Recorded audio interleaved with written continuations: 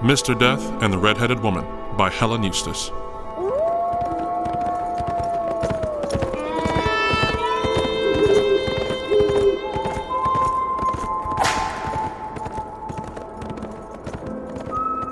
Mr. Death come a-riding in from the plains on his pale stallion, shooting off his pistols till you thought some liquored-up engine was on a spray. We was all scared, all the little ones and the grown folks too. Only to them, he seemed more familiar.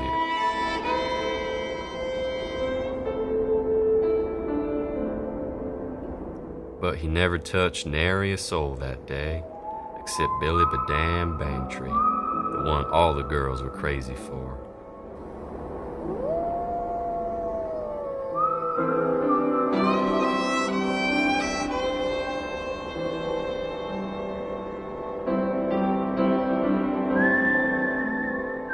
And Mr. Death ain't no more'n just laid a finger on him. So he didn't die right off, but lay there cold and sweating, dying of a bullet in his belly, shot off by a drunken cowpoke in a wild euchre gang.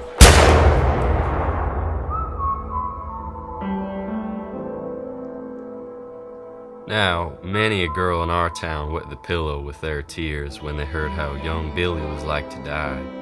For he was a handsome man, and he drove all the women wild. But the one that cried and carried on the worst was pretty little Maud Applegate, with the freckles and the fiery red hair.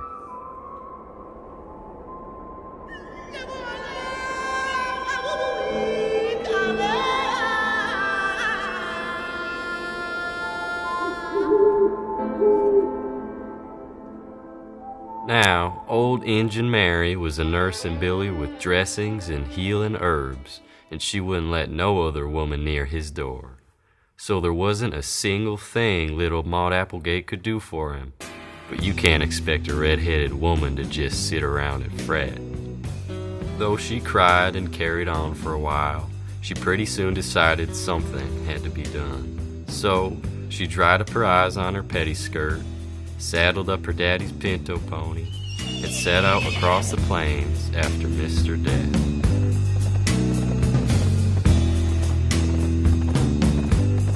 Maud Applegate, she rode high and she rode low. She rode through the cow country into the sheep country, through the sheep country into the Injun country, from Injun country to the far mountains. And that is where she caught up with Mr. Death, just a mile down the rail from the little old shack where he lived with his granny up above the timberline.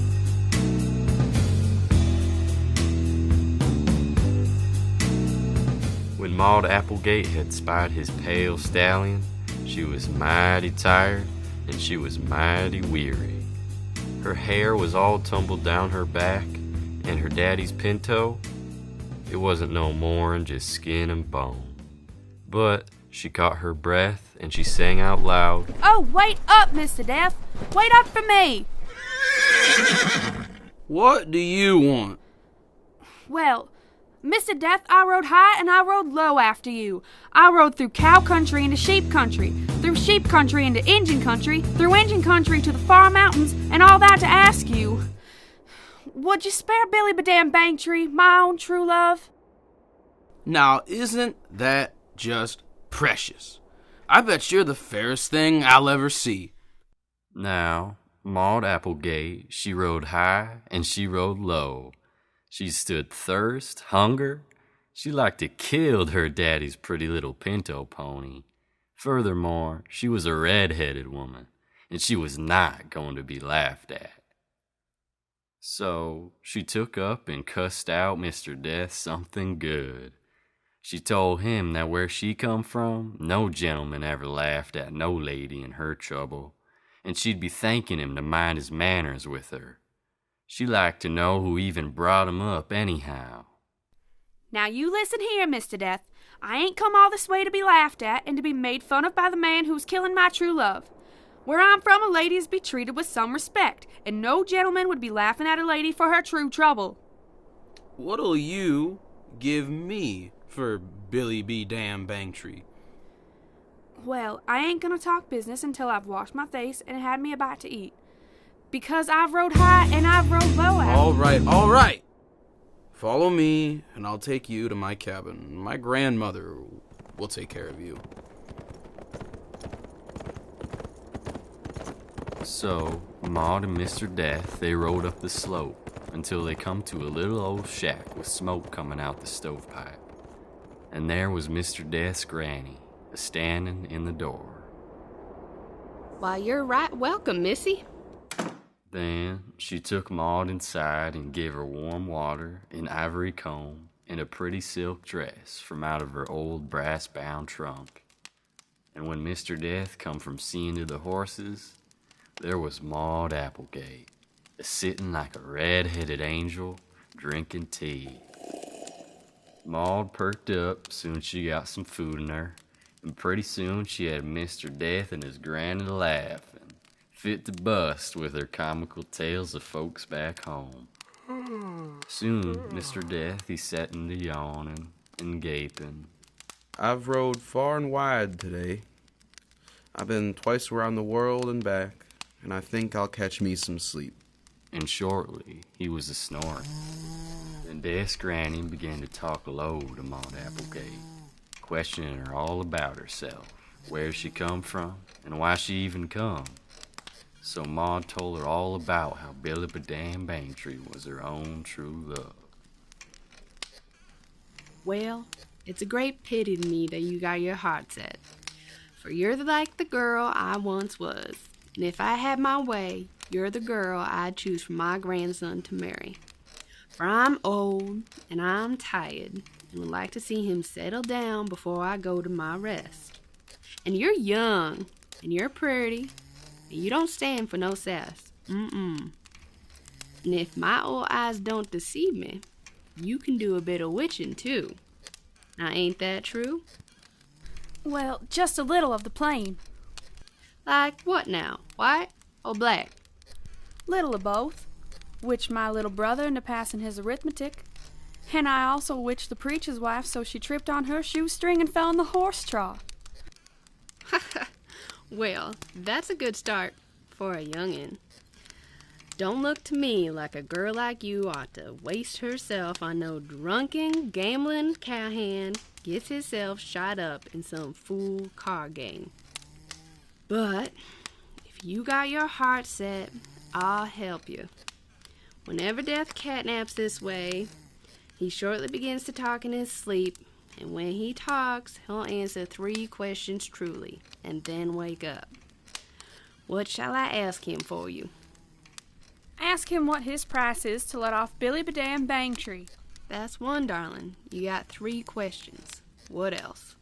Ask him why he took my baby sister from her cradle. Very well, child. And one more? Ask him what he does when he's lonesome. Shortly, Death begun to mumble in his sleep.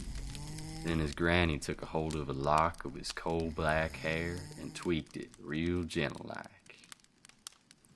What will you take to let off Billy Badam Bangtree?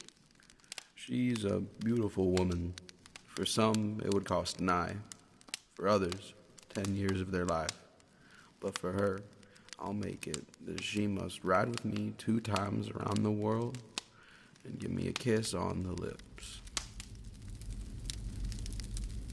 Well, son, here's another question she asks of you. Why did you take her baby sister from the cradle? She was so sick, so full of pain. I took her so she need never cry again. Well, son, and here's the last. What is it you do when you're lonesome? I peer through the windows at how humans sleep in each other's arms. Oh, I apologize. I must have fallen asleep. Now, Mr. Death and his granny was cheerful folks in spite of his profession, and that evening they gave Maud Applegate such a high old time that she was almost glad she come. Death's granny, she told some mighty edifying stories about her young days. And furthermore, she got out a jug of her blackberry wine, and Death, he played such merry tunes on his fiddle that Maud Applegate got right out of her chair, picked up her skirts, and danced.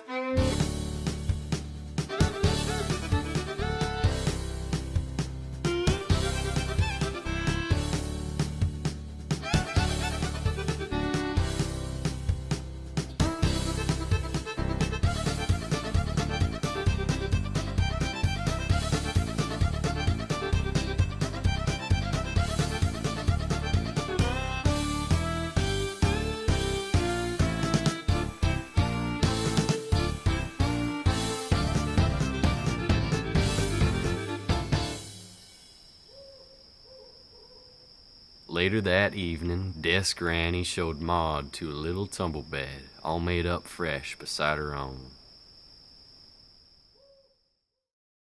In the morning, Death's granny had Maud's own dress all mended and pressed for her, and a fine breakfast with coffee and ham and grits to stay their stomachs for the long trip.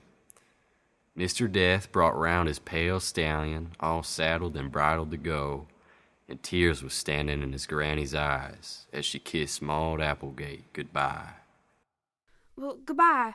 I thank you for your fine hospitality, and if it wasn't for Billy Bedam Bangtree, my own true love, I'd be right sorry to go.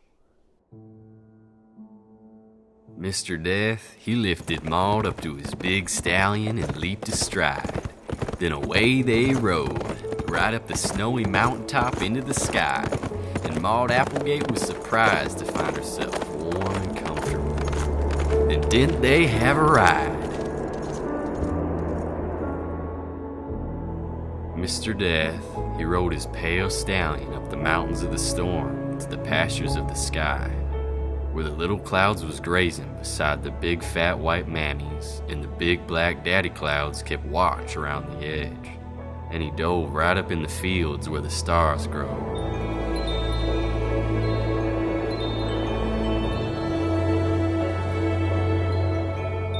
Let Maud Applegate pluck a few to wear in her red hair.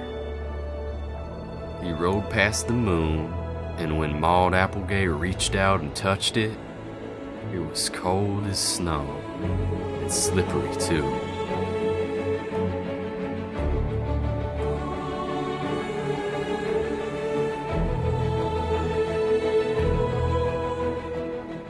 But Mr. Death, he had his business to tend to.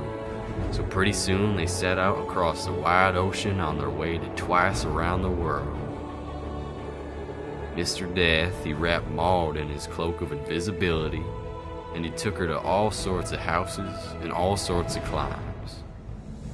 He showed her castles and dirty little huts, the likes of which she'd never seen in all the state of Texas. He showed her kings and princes, poor folks and all.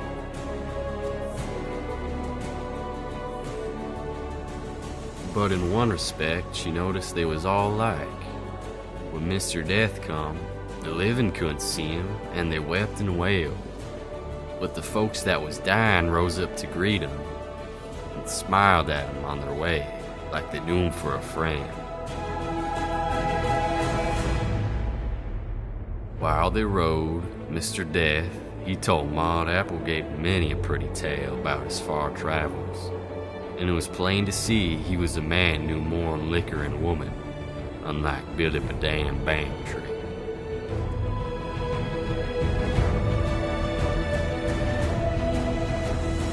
Mr. Death, he rode out over the ocean and showed Maud Applegate where the whales played. She could see him plain as day, plowing through the clear green water like a herd of buffalo on a grassy plain. And he rode over the North Pole for her to see the polar bears, which were all white but for their noses. And he showed her the crocodiles of Egypt drifting down the Nile, and the tigers of India too.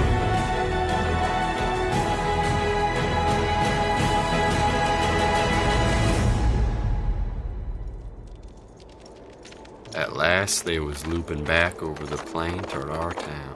they seen the smoke arising from the stovepipes and chimneys.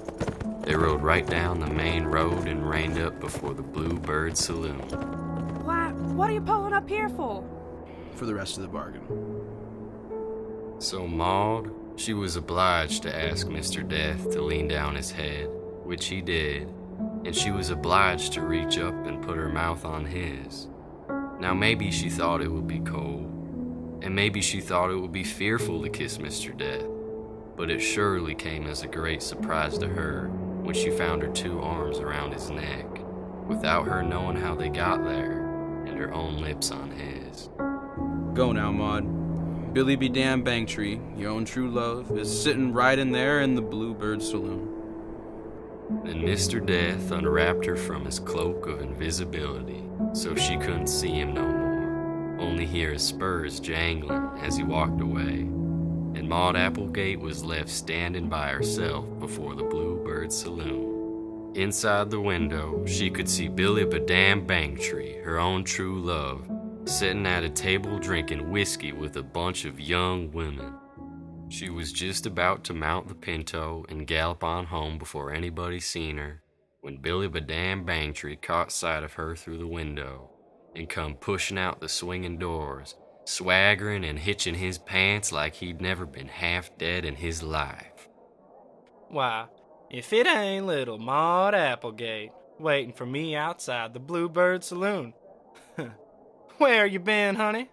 Heard you was away. Heard you was mighty sick. Oh, mighty sick and like to die. But old Injun Mary, she doctored me good as new with her poultices and herbs. Maud Applegate was so mad she could have cried, but she didn't do no such of a thing, since she was a red-headed woman, and besides, something better come to her mind. Just then she seen old Pap Tarbell lean out in the upstairs window of Tarbell's Emporium, and Maud, she took and witched his spell. When Pap let fly with his tobacco juice, Maud, she witched it straight into Billy Badam Bangtree's eye. And while he was still standing there, a-cursing and a-swearing, in such language as no lady cares to hear, Maud unhitched her daddy's little pinto pony and leaped astride. She dug her heels and set the dust a-flying as she galloped down the street out of town. She rode through cow country into sheep country, through sheep country into Injun country, through Injun country to the far mountains, until she caught sight of Mr. Death on his pale stallion. Oh, wait up, Mr. Death. Wait up for me. And when Mr. Death heard her, he turned and rode back down the trail. And he is one who turns back for no man.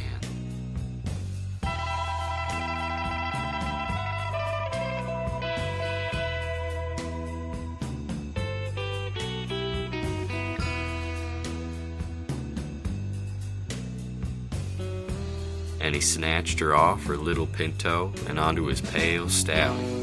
He held her close and kissed her good.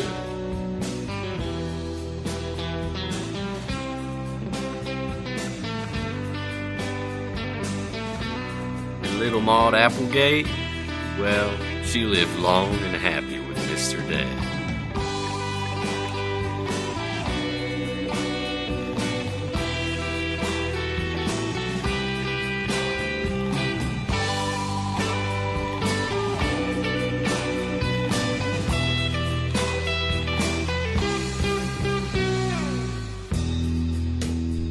Narrator played by Seth Hellman. Mr. Death played by Nolan Ely. Maud Applegate played by Hannah Moberg. Granny played by Liz Scaife. And Billy played by Aaron Christensen. Directed and produced by David Brown and Jesse Evans. Edited by Noah Budd, Ryan Nicholas, and David Brown. Sound effects by Ryan Nicholas and Noah Budd. Music selected by Ethan Troyer, David Brown.